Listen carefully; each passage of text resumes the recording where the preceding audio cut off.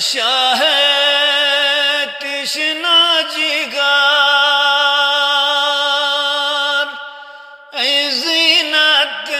و شمس و قمر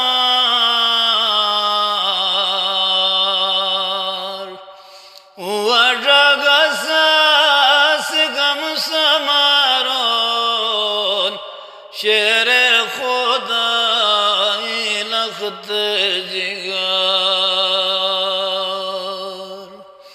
و شهدت ای سوان بعد هناک می زبان و قتل قد ای زبان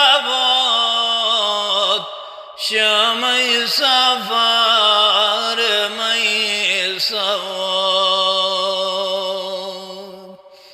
و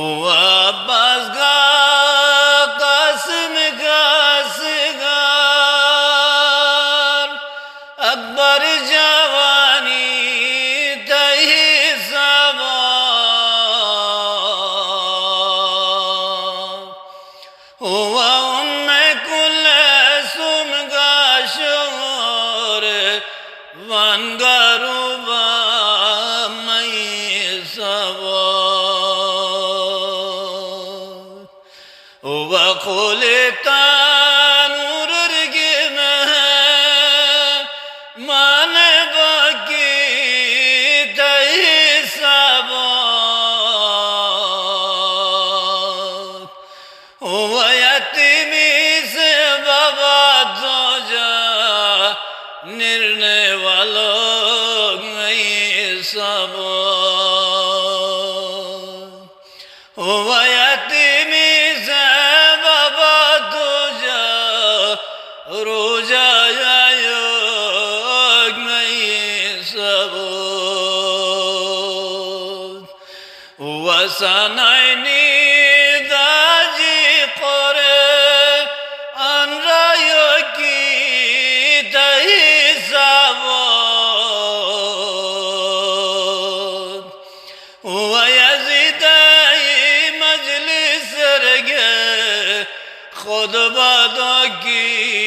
می سوان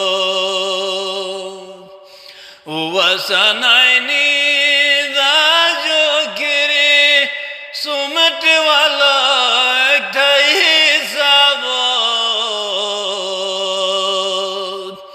و سمت جاهم تواله منرگناک می سوان و سمت جاهم تواله سم خشتراک می سوان و یزید